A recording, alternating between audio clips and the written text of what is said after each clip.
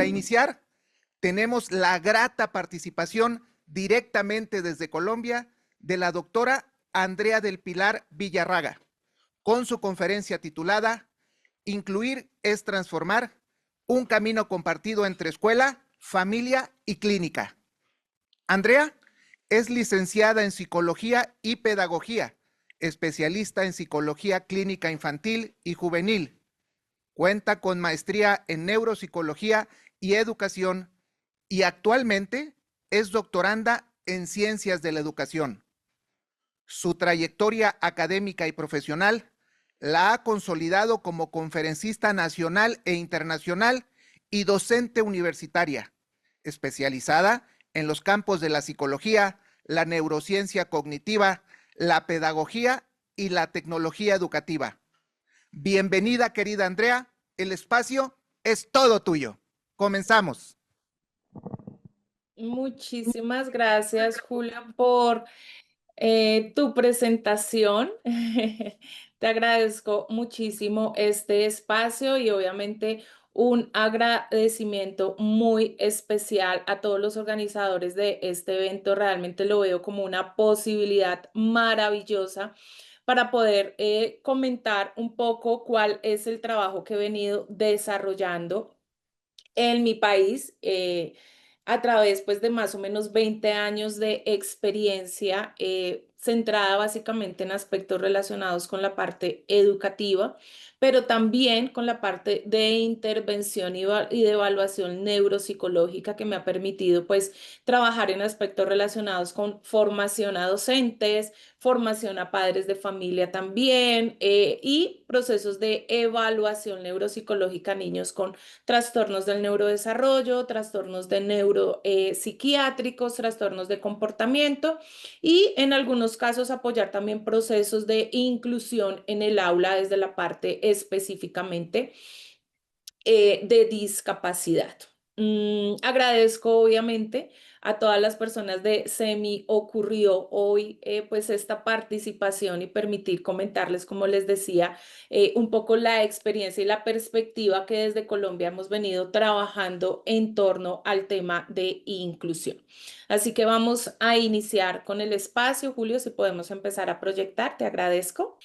Entonces, como les decía, pues el objetivo es poder compartir un poco desde la experiencia. Quiero presentarles entonces mi ponencia del día de hoy. Incluir es transformar, un camino compartido entre escuela, familia y clínica.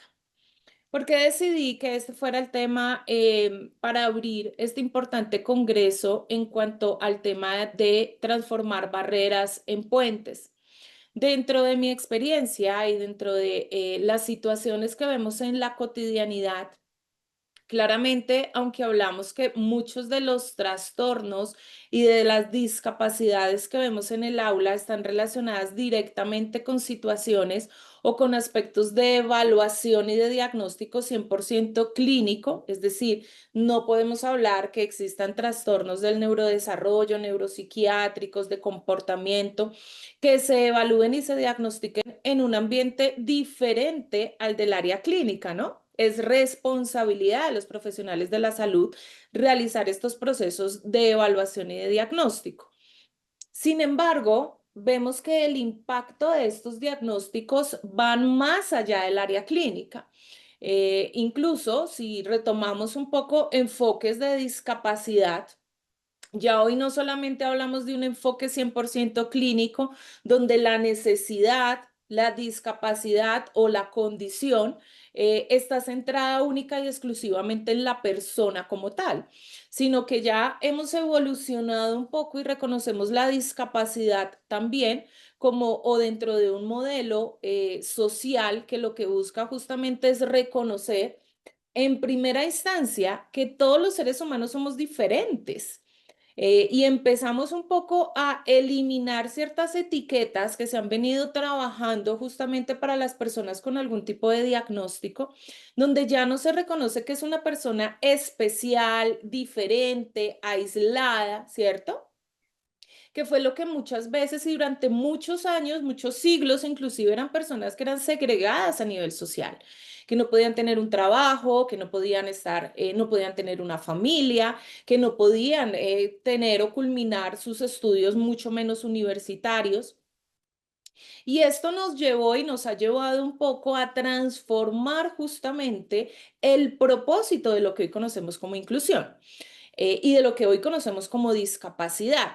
En muchos países latinoamericanos incluso se ha empezado a eliminar el término condición, que no es que la persona tenga una condición especial o diferente, porque realmente ya eso lo va a poner en prevención frente a lo que socialmente deberíamos trabajar. Entonces, ¿qué nos dice ese modelo social de la discapacidad hoy en día?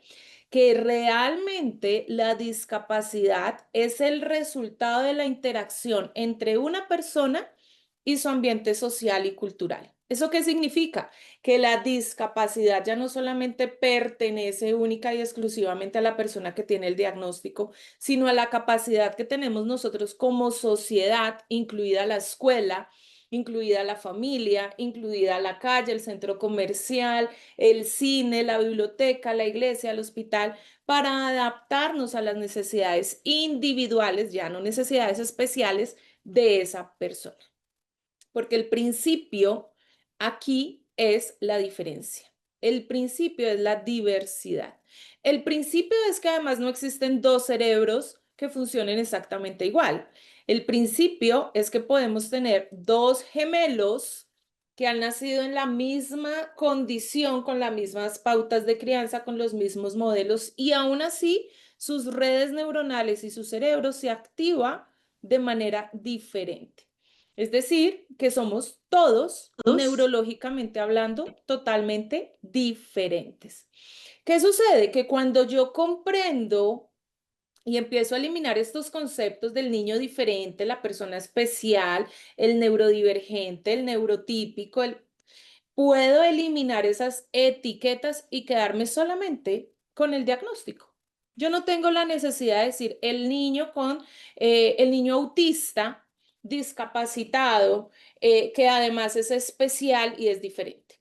Lo único que hemos ido construyendo a través de la historia es una serie de etiquetas que lo único que hace es excluir más a la persona. Yo ya me quedo con diagnóstico DSM-5, manual de enfermedades mentales, o CIE, clasificación internacional de enfermedades, con el nombre que me da, diagnóstico, trastorno del espectro autista. Que si eso es discapacidad, que si eso es condición. Realmente lo que buscamos es trabajar un modelo social que integre de una manera más amplia y más activa a la comunidad, eliminando la responsabilidad centrada única y exclusivamente en la persona.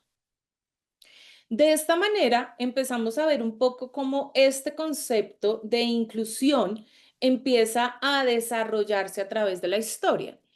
Y es porque durante mucho tiempo trabajamos, y aquí vemos algunas imágenes, la exclusión, ¿no? Donde tenemos aquí el grupo de las personas que, entre comillas, y me parece que es una palabra un poco odiosa, el neurotípico y el neurodivergente. La persona normal y allá los diferentes o los especiales. Luego ya empezamos a hablar de segregación, entonces, bueno, unamos en un grupo a todos los que son diferentes, ¿cierto? A todos los que tienen un diagnóstico y unamos en otro grupo a los que sí son normales y no tienen un diagnóstico.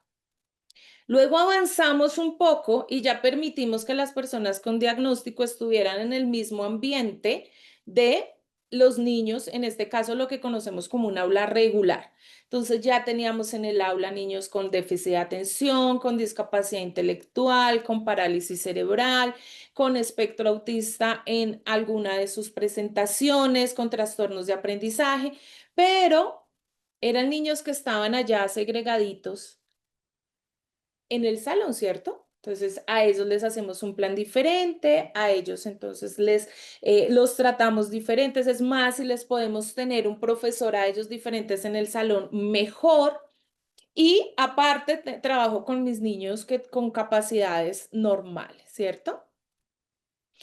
Luego esto nos dio la claridad de que en realidad eso no es inclusión. Yo estoy integrando personas en un aula, pero realmente no estoy favoreciendo el desarrollo de sus áreas de desarrollo humano con base en los principios de la inclusión, que realmente es permitir la equidad. Y aquí empieza a surgir este término de realmente lo que queremos es que haya igualdad o equidad. Porque cuando yo hablo de igualdad es darle a todos lo mismo, el ejemplo que vemos aquí en la imagen en sus pantallas al lado izquierdo. Entonces, igualdad es que a cada uno le dé un cajón independientemente de su necesidad. Y aquí empieza la responsabilidad que tenemos como padres y la responsabilidad que tenemos como profesores o como actores en general en la formación de estos niños. Y es aprender a reconocer las necesidades que ellos tienen. Entonces ya no hablamos de igualdad, porque no todos van a necesitar lo mismo. Y empiezo a utilizar o se empieza a utilizar el término equidad. Darle a cada uno lo que realmente necesita. Y ahí sí empezamos a hablar de inclusión.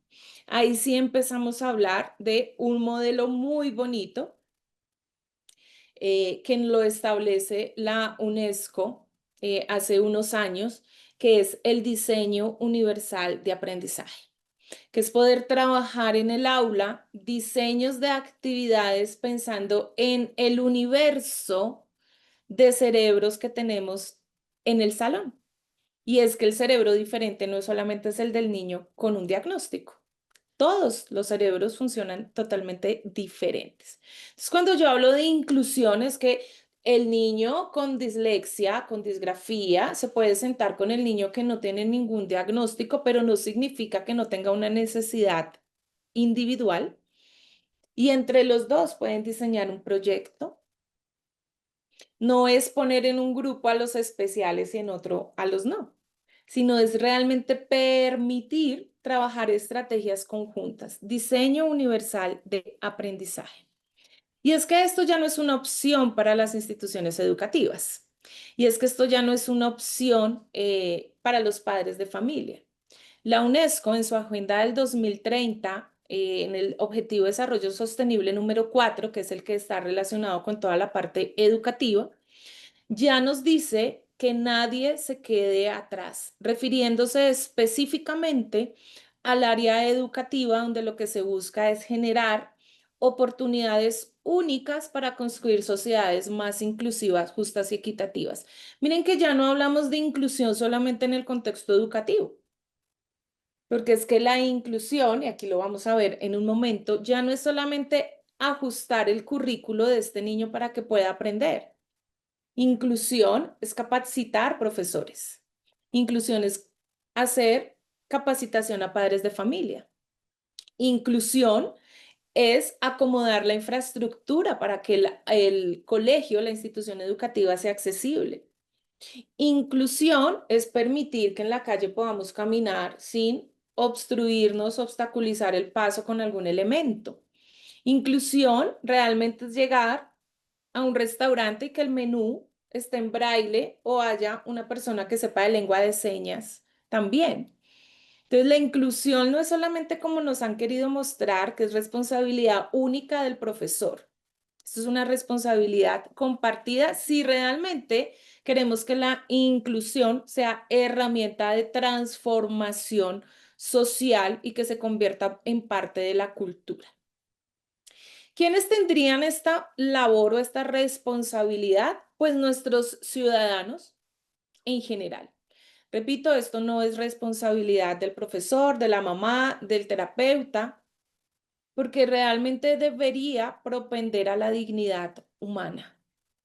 Y aquí podríamos hablar o podríamos utilizar esta frase de todos sin excepción. Aquí nos referimos específicamente y de acuerdo a este objetivo, que hace parte del objetivo número 4 de los objetivos de desarrollo sostenible, todos sin excepción. Todos sin excepción que podamos estudiar, todos sin excepción que podamos trabajar, todos sin excepción que nos podamos movilizar.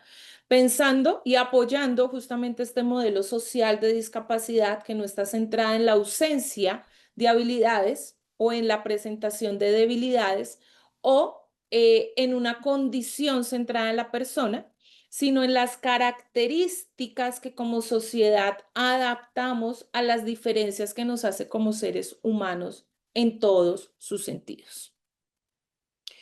Y aquí entonces empezamos a hablar un poco de cuál es ese sentido de la inclusión específicamente en la parte educativa. Y ven ustedes aquí una gráfica que nos muestra un poco ese versus de integración e inclusión que nos hace retomar y pensar un poco realmente cómo la inclusión sí nos va a permitir transformar. Es cuando yo pienso en integración, acepto la diferencia, ¿no? Un poco esa moda que hubo del término tolerancia. Entonces, seamos tolerantes, que era como aguantarnos un poco lo que las personas digan y lo que son de diferentes y lo que mientras que ya cuando yo hablo de inclusión, primero reconozco al otro, reconozco la diferencia, valoro la diferencia. Es decir, no se me convierte en algo extraño la diferencia, sino que lo normal es que seamos diferentes. Y aprovechamos esa diferencia para aprender y para fortalecernos como sociedad. En la integración siempre entonces hablamos de intervenciones concretas para el estudiante diferente, mientras que en la inclusión hablamos de brindar aulas multisensoriales donde utilicemos los principios del diseño universal basados en múltiples formas de presentar la información, múltiples formas de permitir al estudiante que se exprese y múltiples formas para motivarlos y que se comprometan con la actividad académica, independientemente a sus diferencias. En la integración, el alumno era el que se tenía que adaptarse al sistema educativo. En la inclusión, el sistema educativo, el sistema social es el que se adapta a esas necesidades. Y abajo un poco la gráfica que ya habíamos visto frente a lo que es la inclusión y la integración en realidad. Entonces, dentro de esa inclusión educativa, nosotros vemos que hay un foco importante en la modificación de los sistemas donde tenemos una responsabilidad de adaptarnos nosotros mismos frente a diversas necesidades. Yo les coloco un ejemplo. Si es una persona con una limitación motora que está posiblemente en una silla de ruedas, pero sale a un entorno, sale de su casa y hay una rampa, puede ir solo. Toma un transporte público y el bus tiene el mecanismo especializado para subir la silla de ruedas. Llega a su lugar de estudios, universidad, y en el edificio encuentra una rampa, luego un ascensor amplio donde la persona puede subir. Llega a su salón de clases y hay un espacio grande en la puerta, en el umbral para que pueda ingresar. Y llega y se sienta y puede estar en clase. ¿Será que esa persona nos está colocando una condición? ¿Será que realmente en ese momento nos está mostrando que tiene menos capacidades que nosotros? En realidad no. Y ahí es donde entendemos que la adaptación de la sociedad es la que realmente nos coloca en ventaja o en desventaja. Es realmente la que nos coloca el título de discapacidad o de una persona diferente. Si estoy preparada como sociedad, no va a haber ninguna dificultad. ¿Y qué me permite la inclusión? Diseñar espacios, garantizar la participación de las personas, pero sobre todo, que es una tarea importante para nosotros como educadores, formadores en general, y aquí me refiero a profesores, padres de familia, líderes sociales, todos los que sé que están presentes en este espacio académico, reconocer y valorar la diversidad humana. Cuando yo dejo de comparar, cuando yo dejo de esperar que todos seamos iguales, ya estoy colocando ahí un término o una condición. Soy yo el que establezco la condición cuando espero que todos seamos iguales. Pero cuando yo diseño estrategias en el aula donde yo le enseño a mis estudiantes que todos somos diferentes y qué bonito que seamos diferentes y qué bonito que seamos especiales, cambia la dinámica totalmente. Cuando yo valoro que en mi casa, que todos mis hijos sean diferentes como los deditos de la mano, que es un término que utilizamos mucho en Latinoamérica, ¿no? Que todos nuestros hijos son diferentes como los dedos de la mano. Yo les estoy enseñando que ninguno tiene que ser igual que otro y que ninguno va a estar por encima o por debajo de otro.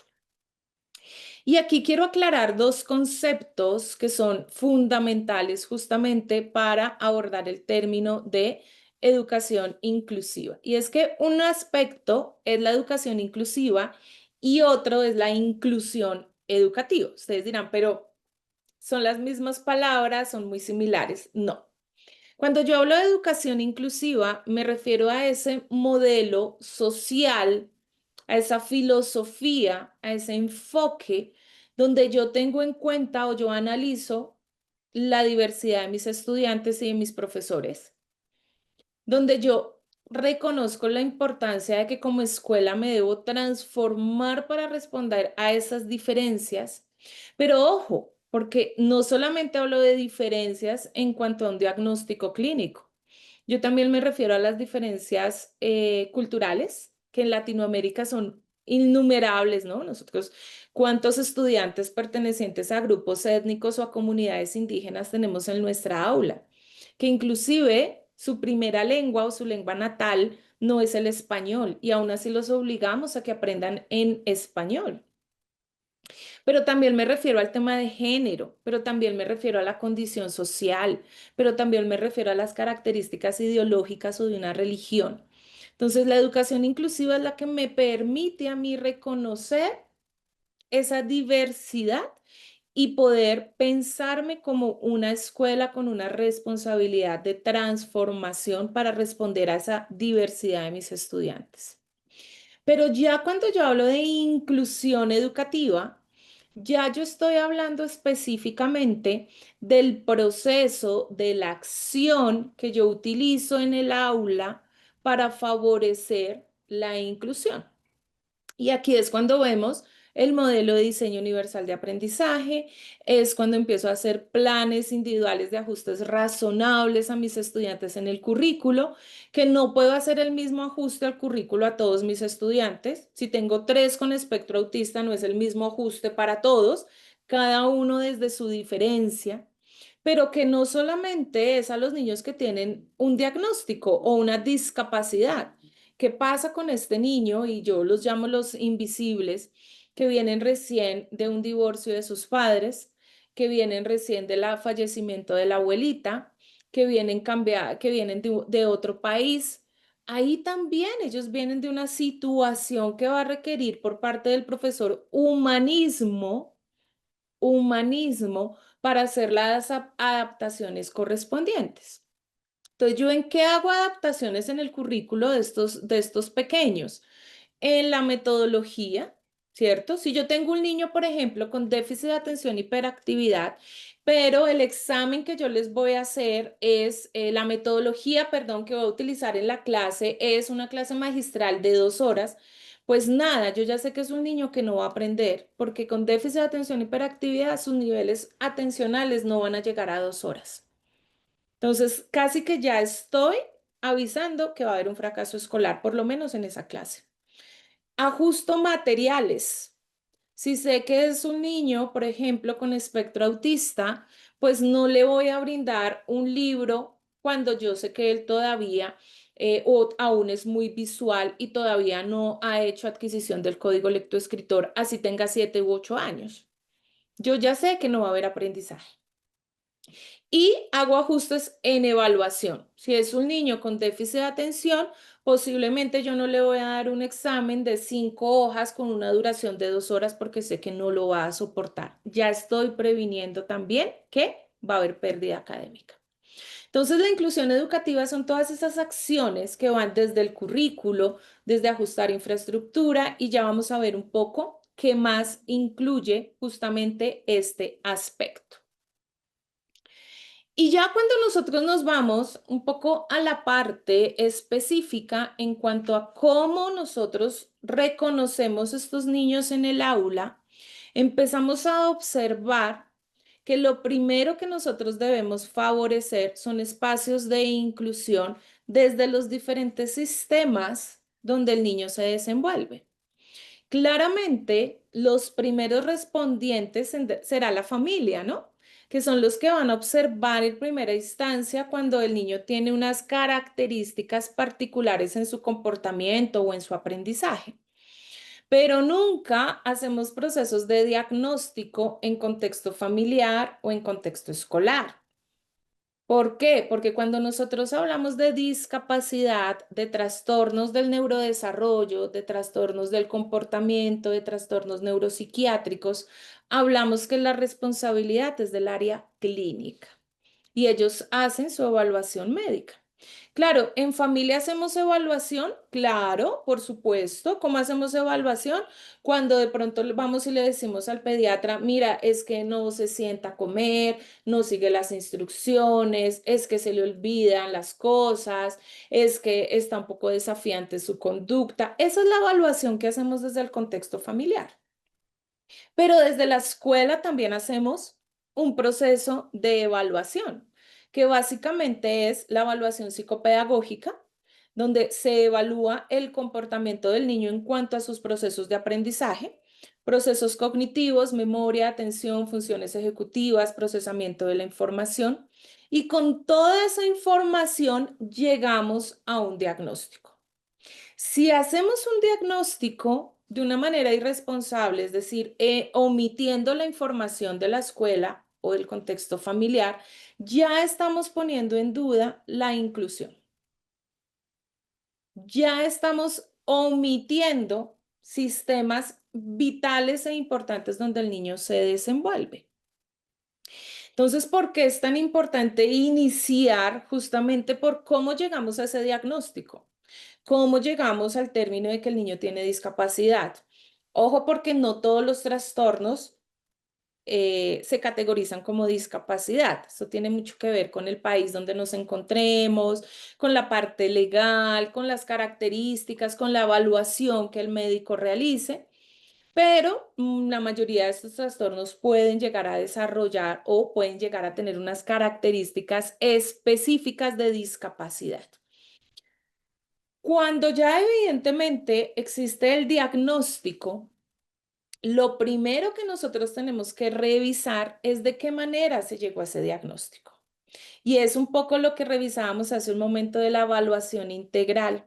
Cuando yo recibo un diagnóstico de mi hijo, voy a colocar un ejemplo, en una cita de 20 minutos con el neurólogo, discúlpenme lo que voy a decir, puede sonar muy colombiano, dudemos. No hay ningún diagnóstico que nosotros podamos hacer en 20 minutos, porque se tienen que aplicar pruebas de evaluación neuropsicológica, porque se tiene que hacer observación, porque se tiene que leer el historial clínico de este niño, porque se tiene que revisar la valoración psicopedagógica, el informe académico, es decir, hay necesidad de hacer justamente un proceso de evaluación integral. Solamente cuando hacemos evaluación integral podemos llegar a un diagnóstico que, entre comillas, nos dé tranquilidad. ¿A qué me refiero? Sí, recibí un diagnóstico de espectro autista y sí, en realidad yo sí siento que eso es lo que puede tener mi hijo. Que nunca será fácil, ya lo veremos un poquito más adelante, pero que sí va a estar acorde a los comportamientos y a las características que vemos en los niños. Pero si recibimos un proceso de diagnóstico luego de una cita de 20 minutos, no. Por eso los procesos de evaluación integral son demorados, tardan tiempo. No esperemos, a veces como padres somos o como colegio decimos, no, es que en un mes necesitamos ya el diagnóstico para saber qué ajustes hay que hacer. No, van a requerir tiempo. Un adecuado proceso de evaluación integral me va a dar un adecuado diagnóstico y un adecuado diagnóstico me va a permitir iniciar un adecuado proceso de intervención o de tratamiento, donde tenemos unas responsabilidades, que es un poco lo que vamos a ver. ¿Cuál es la responsabilidad del área clínica? Justamente pensando en inclusión, ¿no? En una inclusión que transforme. Y son dos situaciones específicas. Primero, al momento de dar el diagnóstico, debemos brindar esa orientación psicoeducativa a los padres y cuidadores frente a lo que significa el diagnóstico, ¿no? Yo he visto muchos colegas que en una cita entonces le dicen al papá, bueno, papá, su hijo tiene discapacidad intelectual, entonces, bueno, primero búsquele otro colegio porque él no va a poder aprender igual que los otros niños. Segundo, yo creo que es importante que usted busque una persona que lo cuide 24/7 porque él no va a poder nunca aprender a hacer absolutamente nada. Eh, y estas son las citas que tiene usted que sacar para el niño y nos vemos en 6 meses. Esa pobre familia va a salir obviamente con más preguntas que aciertos, con más miedos e inseguridades que disposiciones para iniciar un tratamiento. Y ahí es donde viene la duda, ¿no? ¿Será que sí? ¿Será que no? ¿Será que busco una segunda opción? ¿Qué hago? ¿Cómo lo puedo resolver? Porque muchas veces hace falta también fomentar justamente la comprensión de lo que significan los diagnósticos y evitar las etiquetas. Hoy en día, por ejemplo, dentro de este modelo social de discapacidad también y dentro de este modelo de educación inclusiva, ya no trabajamos en querer eliminar las debilidades en las discapacidades, porque es como pedirle a la persona con asma que respire bien o pedirle a la persona con depresión diagnosticada que sea feliz y que sonría, ¿no? Es algo que cerebralmente no podemos manejar. Entonces, el enfoque de este proceso terapéutico es trabajar siempre desde tres aspectos. Reconocer las habilidades, las potencialidades que tiene ya la persona instalada. Es decir, ya no nos concentramos en la ausencia o en la debilidad.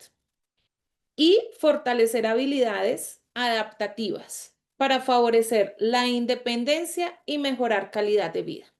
Si yo me centro en que el niño con espectro autista me mire, me sonría, me abrace, me dé besos, yo me voy a quedar toda la vida esperando quizás algo que no va a suceder porque es que son características propias del espectro autista.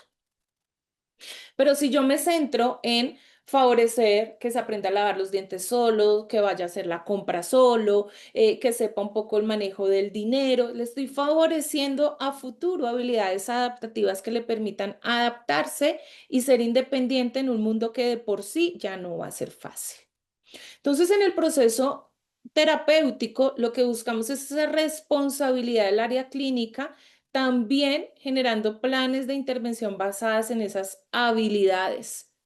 Pero clave y fundamental es que siempre del proceso terapéutico, porque generalmente los niños con algún diagnóstico tendrán que estar en terapia, ¿no? Terapia de psicología, terapia ocupacional, terapia fonoaudiología, terapia física, terapia neuropsicológica, no digo que todas a la vez, pero dependiendo de las necesidades, porque además no hay dos diagnósticos iguales, tengámoslo en cuenta también. Y es responsabilidad del terapeuta bajar las recomendaciones que él da desde el área clínica, tanto para hacer las adaptaciones en casa como hacer las adaptaciones en la escuela.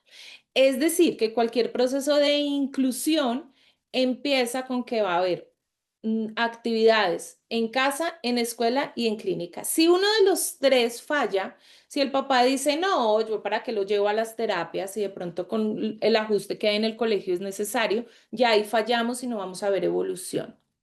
Si el papá dice, no, yo es que hacer tantos ajustes en casa es como demasiado agotador y yo no tengo tiempo, el damnificado va a ser este niño o va a ser este adolescente o incluso va a ser este adulto, ¿no?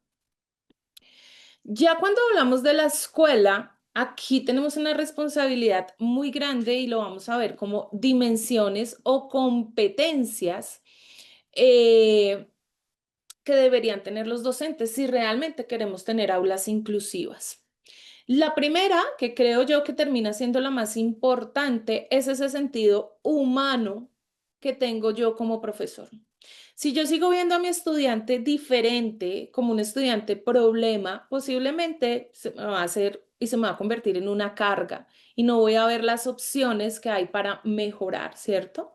Entonces, lo primero es un cambio de mentalidad, un cambio de aceptar que todos mis estudiantes son diferentes, respetar la individualidad, pero trabajar en fortalecer el trabajo en equipo, el trabajo colaborativo. Se olvidan estos modelos de educación individual personalizada al 100% porque esta nueva tendencia educativa para el siglo XXI se basa en el trabajo colaborativo, se basa en la resolución creativa de problemas y se basa en el pensamiento crítico. Es decir, ese es el potencial que queremos desarrollar en nuestros estudiantes. ¿Qué otra dimensión como profesores debemos tener? El dominio y la parte de conocimientos y de habilidades. Usted puede tener un gran corazón, pero si no sabe de metodologías activas, de nada le sirve. Es decir, que es una combinación entre su parte humana de sensibilización y de reconocimiento de la diversidad, pero tener también las herramientas para saber qué son metodologías activas, cómo puedo hacer flexibilización del currículo, cómo puedo utilizar la tecnología a mi favor hoy, que es maravilloso el tema tecnológico para apoyar a aulas inclusivas. Pero también debo desarrollar mi parte emocional en cuanto a desarrollar empatía, paciencia, no solamente con mis estudiantes, sino con los padres de familia también, que a veces ya vimos que en el área clínica no tienen muchas veces ese apoyo, pues entonces el apoyo tendremos que darlo en el aula, porque no hay ninguna institución en muchas ocasiones, en muchos países, que brinden ese apoyo a las familias luego de recibir el diagnóstico. Y por último, y no menos importante, la parte de desarrollo profesional. Yo me debo preparar frente a lo que es la inclusión. Yo me debo preparar continuamente. Ay, es que en el colegio donde yo trabajo nunca me mandan un cursito de formación. Bueno, hoy en día hay muchos cursos gratuitos en línea. Hoy en día tenemos inteligencia artificial. Es cuestión de disposición para poder desarrollar las competencias necesarias para tener aulas inclusivas lideradas por docentes que realmente crean en la inclusión educativa. En cuanto al papel de la familia, pues quizás es un poco más complejo el tema, porque claramente ninguna mamá, ni ningún papá, ni ninguna persona de la familia se va a poner feliz al recibir un diagnóstico de sus hijos frente a alguna discapacidad o algún trastorno. Claramente es, y lo digo en mi rol de mamá, ¿no? Soy mamá también, y siempre que nosotros estamos esperando un hijo, tenemos una cantidad de expectativas, ¿no? Que se casen, que vayan a la universidad, que sean felices, y de repente, 5 o 6 años recibimos un diagnóstico, esto nos va a llevar a un proceso emocional difícil, ¿no? Y así como nosotros tenemos duelos cuando perdemos seres queridos, cuando nos divorciamos, cuando perdemos trabajos, cuando perdemos sueños, también hay un duelo que se lleva cuando evidentemente hay un diagnóstico nuevo en algún miembro de la familia y hay unas etapas, ¿no? Primero hay una negación donde los papás dicen, no, no, de pronto el diagnóstico fue erróneo, hay una equivocación, no puede ser, esto no puede estar pasando.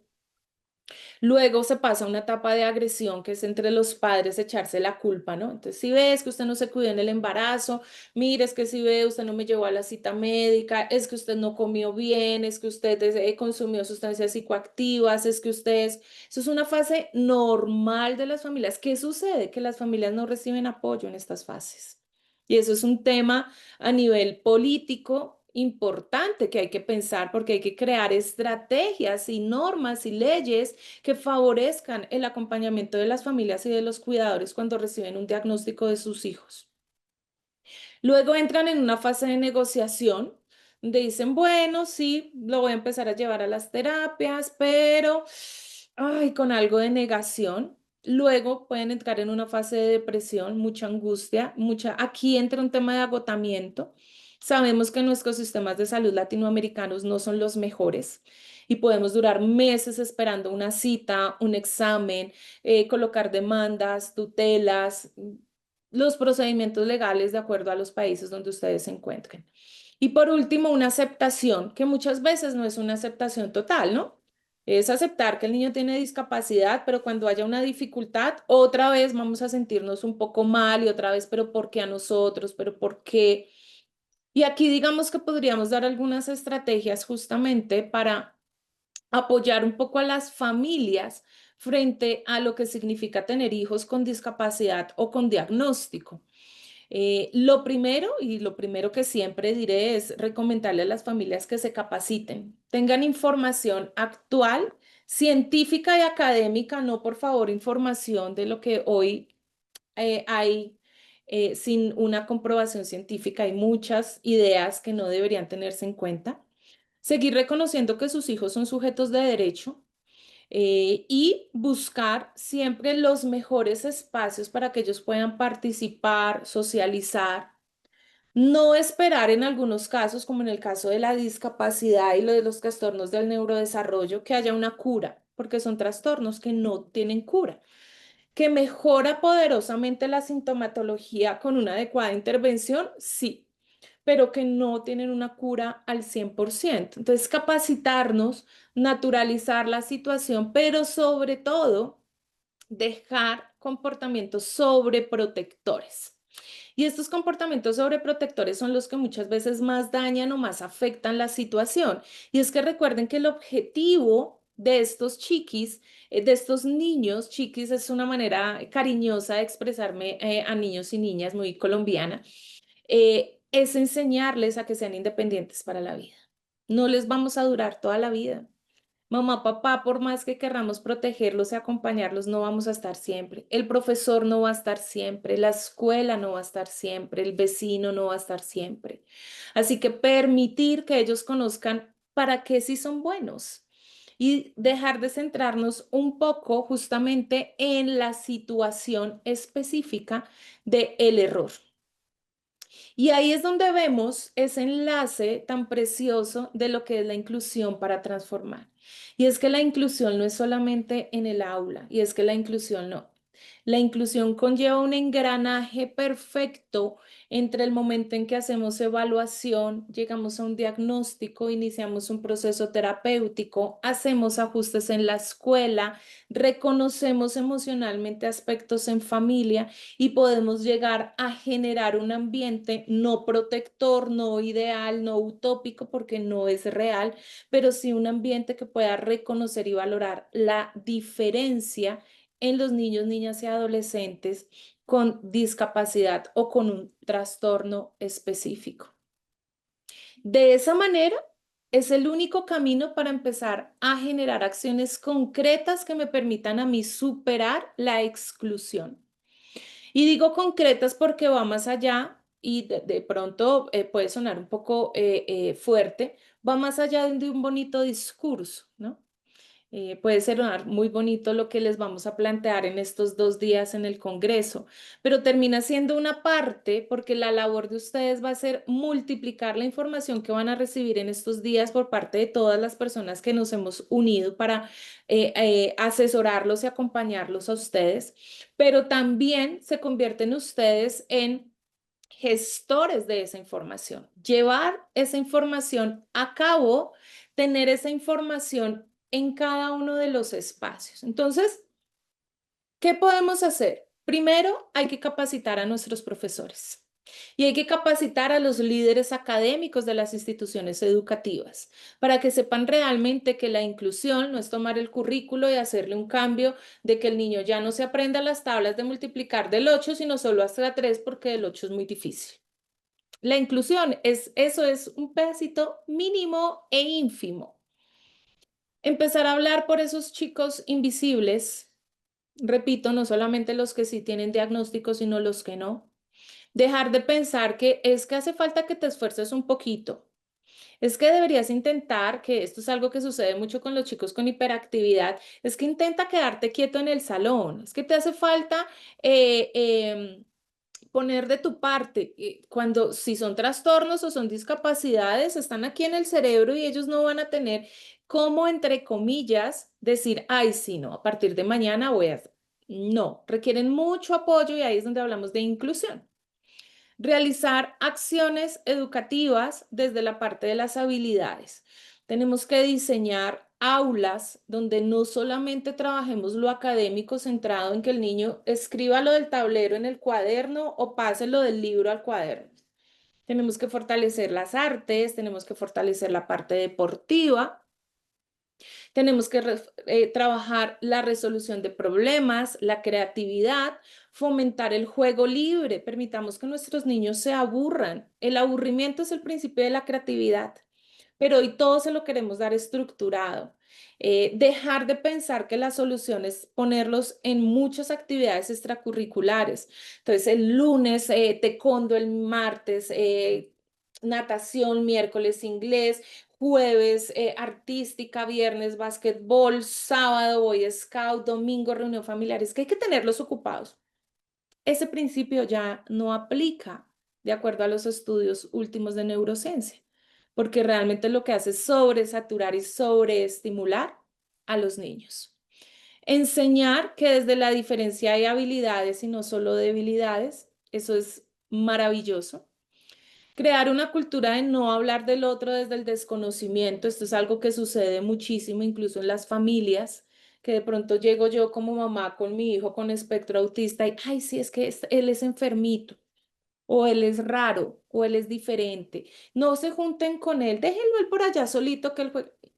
No podemos hablar desde el desconocimiento porque podemos ser ofensivos y estamos fortaleciendo la discriminación y la exclusión. Buscar opciones, golpear puertas. Miren hoy el evento tan bonito que nos reúne de una institución que le apuesta todo a los temas de la inclusión. Esto es una puerta que se abre para muchos de ustedes, los que están conectados virtualmente y los que están presencialmente, que evidentemente les va a dar una perspectiva diferente de lo que significa la inclusión en todas sus áreas. Crear expectativas reales con mis estudiantes, con mis hijos, no estar exigiendo, exigiendo y cayendo en el error solamente de hablar de lo negativo. Y algo que es fundamental, salud mental. Salud mental. A las personas que conocemos hay que cuidarlas.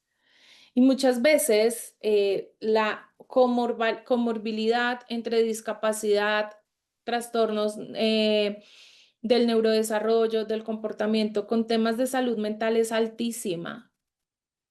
Aquí en Colombia, hace unos 5 o 6 años, la edad inicial en la que se presentaba depresión e ideación suicida era entre los 12 y los 13 años. El estudio que hicieron el año 2023, que es el estudio más reciente, es que la edad en que los niños ya empiezan a tener ideación suicida es entre los 5 y los 6 años. ¿Ustedes se imaginan un niño de 5 o 6 años pensando que la mejor opción es no vivir más? Y generalmente está asociado a alguna situación de diagnóstico. Niños con déficit de atención e hiperactividad que en aulas son totalmente segregados, que en casa no son más sino comparados.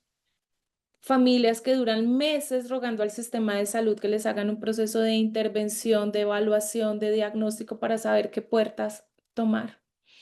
Así que es indispensable el trabajo en equipo, hogar, escuela y clínica. En el momento en que uno de esos se desate de ese gran eslabón, siempre el damnificado va a ser el niño, la niña o el adolescente. ¿Cuál es la tarea? Romper la cultura de exclusión en todos los ámbitos y dejar de pensar que el diferente es el que debe ser castigado y empezar a valorar y enseñar en todos los ámbitos lo valiosa que es la diferencia y lo bonito que es que seamos especiales todos.